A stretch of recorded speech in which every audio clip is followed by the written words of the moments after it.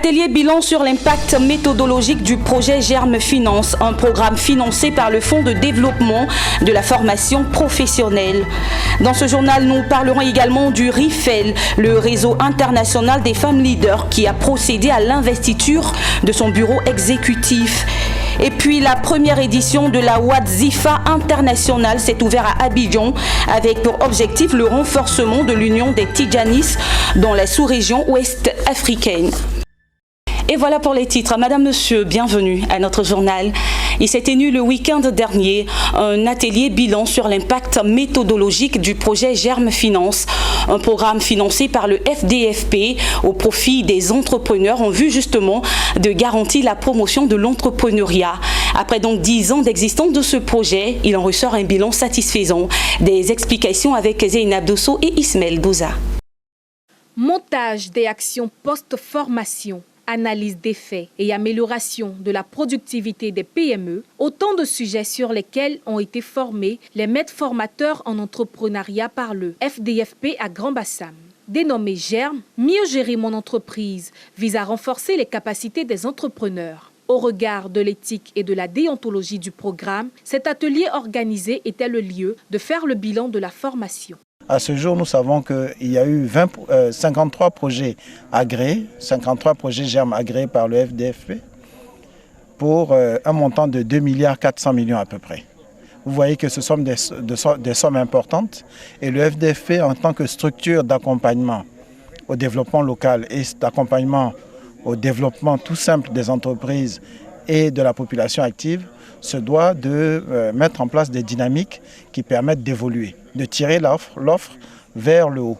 Et c'est l'objet de notre démarche.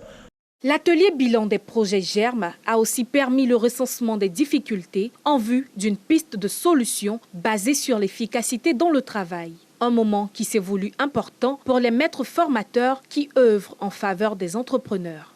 Le programme en lui-même, sa proximité avec l'entrepreneur, et qui nous permet de toucher du doigt les véritables besoins, donc les véritables attentes des entrepreneurs ou des créateurs d'entreprises et aller donc vers des solutions plus concrètes. Nous parlons d'accompagnement. On le forme, mais on le suit jusqu'à ce qu'il soit totalement autonome. Créé en 1991, le Fonds de développement de la formation professionnelle contribue au développement des ressources humaines par le financement des interventions dans la formation professionnelle en Côte d'Ivoire. Sa mission est de contribuer au développement des ressources humaines et à mieux structurer le fonctionnement de l'entreprise. Le Fonds de développement de la formation professionnelle FDFP veut faire du réseau Germe un outil idéal pour la promotion de l'entrepreneuriat en Côte d'Ivoire. On l'annonçait en titre, le réseau international des femmes leaders, RIFEL, a procédé à l'investiture de son bureau exécutif. La cérémonie s'est déroulée le lundi dernier à l'hôtel du district d'Abidjan Plateau. L'association apolitique a voulu mettre en avant l'autonomisation des femmes africaines. Le reportage de Walter Kofi Tima Traoré dans un commentaire de Mon Désir Nascimento.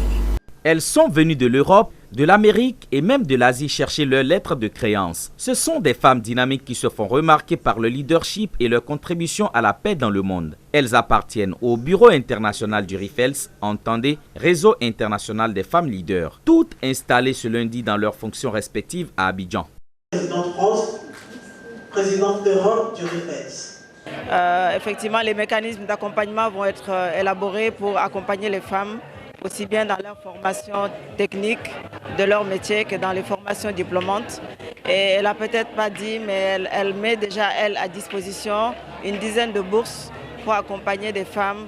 Ce qu'on peut retenir, c'est l'initiative bien heureuse prise par Madame Fanny, qui a donné lieu à un réseau international des femmes qui vont lutter contre les maux qui minent notre société, à savoir le premier des maux étant la paix et puis le développement de la femme de manière générale. Prenant la parole, l'ambassadeur Chantal Fanny Moussokoura, maire de Kaniasso, sénatrice de Côte d'Ivoire et par ailleurs présidente fondatrice du RIFEL, a indiqué les grands défis relevés par le réseau et quelles sont les missions assignées à ces femmes leaders. Œuvrer pour l'entrepreneuriat, l'autonomisation des femmes et surtout incarner la paix. Et nous sommes en mission En mission, non pas pour le gouvernement de la Côte d'Ivoire, mais nous sommes en mission pour l'Afrique, d'abord et avant tout pour la paix et la sécurité. Nous sommes à l'orée de 2020, nous aurons beaucoup d'élections dans divers pays et nous allons nous battre pour que partout où il y aura ces élections, nous soyons en paix et que le scrutin soit fait de façon apaisée.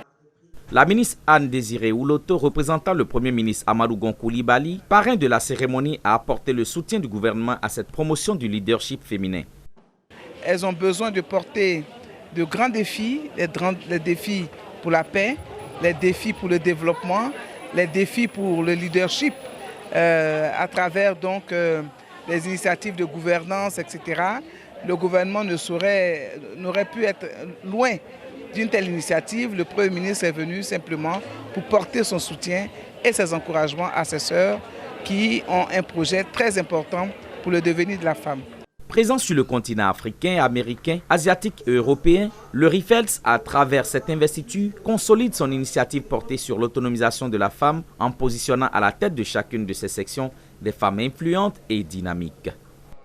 Rendons-nous dans l'est de la Côte d'Ivoire, précisément dans la région de Bondoukou, où la Fédération ivoirienne de randonnée pédestre et du bien-être a récemment procédé à son activité dans le cadre du Tour de l'Est.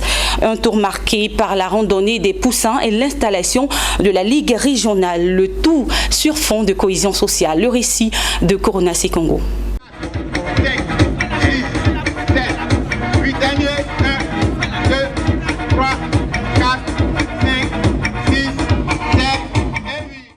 Les grandes artères de Bondoukou ont été prises d'assaut par une population cosmopolite venue prendre part à la randonnée pédestre de la FIRAP.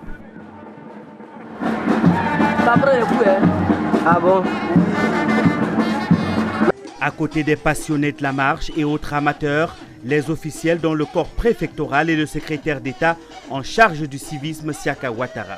La marche était placée sous le sceau de la cohésion et du vivre ensemble. Donc, je suis diabétique. Mon docteur m'a dit de ne pas me reproduire, de faire le sport.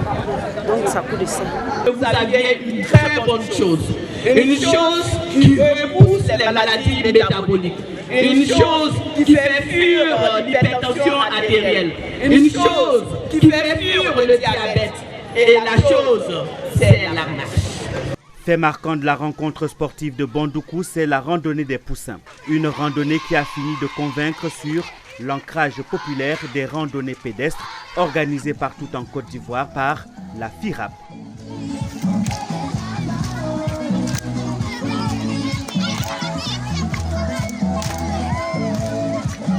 Le Tour de l'Est de la FIRAP était également l'occasion d'installer des ligues locales comme ici à Kounfao.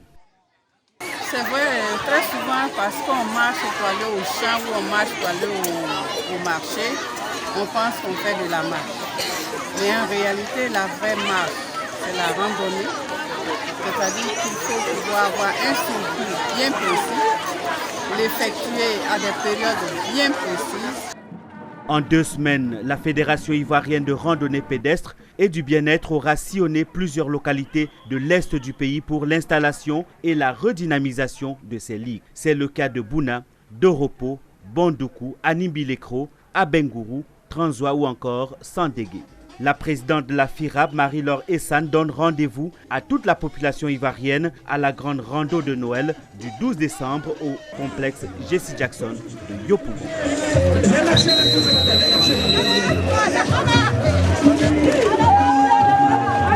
Un mot de religion dans ce journal. Abidjan a abrité du 7 au 8 décembre dernier la première édition de la Ouad Sifa internationale, un rassemblement spirituel des fidèles musulmans membres de la Tidjaniya. Une rencontre internationale avec pour centre d'intérêt le renforcement de l'union des Tidjanis dans la sous-région ouest africaine. Le reportage d'Emmanuel Bonzo et Nicolas Angoua. Ils sont venus de toute la Côte d'Ivoire et de la sous-région pour prendre part à ce grand rassemblement spirituel de la Tarika Tidjaniya. Au sein de la mosquée Salam du Plateau, l'ensemble des guides a appelé à l'union des Tidjanis afin de faire entendre la voix de l'islam authentique, celui qui prône la paix. Quand on est unis, on devient fort. Et quand on est unis, ce qu'on demande à Allah, on accepte. Et quand on est divisé, on devient faible. Dans la division, ce qu'on demande à Allah, généralement, ça va être difficile pour qu'il accepte. Donc c'est le message d'union que nous avons lancé. Que tous les musulmans s'unissent pour parler d'une seule voix. Que tous les Tidjanis s'unissent pour parler d'une seule voix. Et c'est ça, c'est ce que Dieu nous demande. C'est ce que le professeur Adel nous demande. C'est ce que Cheikh Ahmed Tidiane nous demande. L'objectif de cette Wazifa internationale a donc été de raffermir les liens entre les califes généraux et faire de cette rencontre un cadre formel d'échange dans le but de promouvoir la paix et l'amour, des valeurs à l'épreuve du radicalisme religieux en Afrique de l'Ouest. Dans cette droite ligne, l'ensemble des activités a mis l'accent sur l'union et la fraternité des membres de cette confrérie musulmane. Tout d'abord, il y a eu le concours de psalmodie du Coran. Ensuite, il y a eu une conférence qui a été donnée par le professeur Ibader Thiam, qui est ancien ministre de l'Éducation nationale du Sénégal, qui est aussi vice-président de l'Assemblée nationale. C'est un professeur émérite qui a fait une conférence sur le rôle du soufisme dans l'éveil des consciences en Afrique. Et lui aussi, il n'a pas manqué de souligner l'importance de l'union des Tidjanis au sein de cette Afrique aujourd'hui, cette Afrique subsaharienne qui est déchirée, vous savez, par l'islam radical, par un islam qui dure, un islam, on va dire, un peu ignorant. Aujourd'hui, il est important que l'islam vrai, l'islam des savants, l'islam des sachants, soit au-dessus. Point majeur de cette Wazifa internationale, l'invocation collective effectuée par tous les Tidjanis pour la préservation de la paix dans la sous-région et particulièrement pour la Côte d'Ivoire à la veille d'échéances électorales cruciales pour le pays. Cette première Wazifa internationale à Abidjan a été riche en ferveur spirituelle pour l'ensemble de la communauté musulmane. Direction Bouaké dans le centre de la Côte d'Ivoire. Dans la deuxième grande ville ivoirienne, les commerçants ont encore en mémoire l'incendie qui a ravagé le Grand Marché en 1898. 21 ans plus tard, les commerçants se préparent à la prochaine pose de la première pierre du Grand Marché de Bouaké.